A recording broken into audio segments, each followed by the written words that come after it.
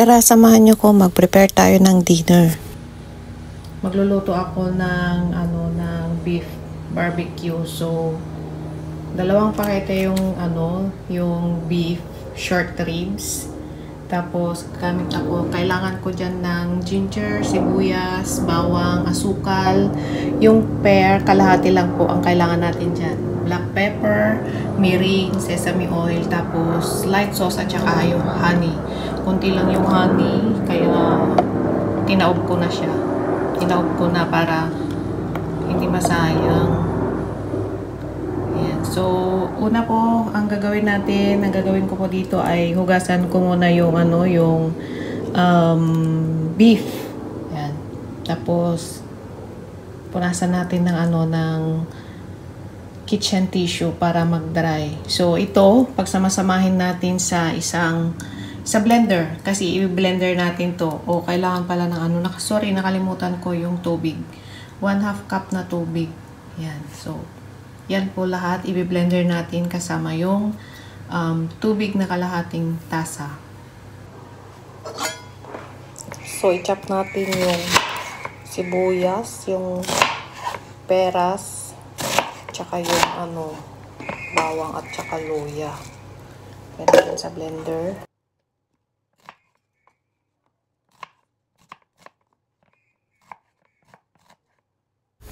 Hiwain po lahat ng ingredients. Yung peras, nilagay ko na po lahat.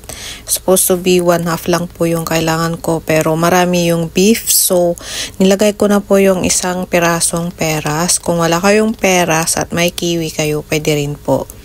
Tapos, yung peras, yung luya, yung bawang. Yan. After ma-chop, ilagay po lahat sa blender kasama na yung mga ibang ingredients. Para po doon sa recipe or instruction niya, ilagay ko po doon sa description box po. Paki-check na lang po doon sa description box kung ano po yung mga ginamit ko dito. And kung paano ko po ginawa. Pagkatapos pong pagsama-samahin lahat, i-blender na natin. Gilingin natin, i-blender natin hanggang maging pino yung pagkagawa. Ang sunod ko pong ginawa ay inihilera ko po yung mga beef short ribs sa baking plate. Kung gusto nyo namang i-overnight yung beef na i-marinate, ilagay nyo sa box na airtight. Yan. Pagkatapos ko pong ilagay yung beef short ribs sa baking plate, ilagay ko na po or ibinuhos ko na po yung in blender ko na ingredients. I-marinate natin yung yung beef short ribs 1 hour or 2 hour bago magluto. So, kailangan nakalubog yung beef para yung lasa yung ginawa nating pang-marinate manunot yung lasa doon sa beef. First time ko pong gawin ito, hindi ko alam kung anong magiging resulta. Nawa magustuhan ng mga alaga ko at ang mga amo ko. Please subscribe po sa aking channel, MJ The Dreamer po. Ganon din po sa aking Facebook page, Food and Recipe PH. Yan.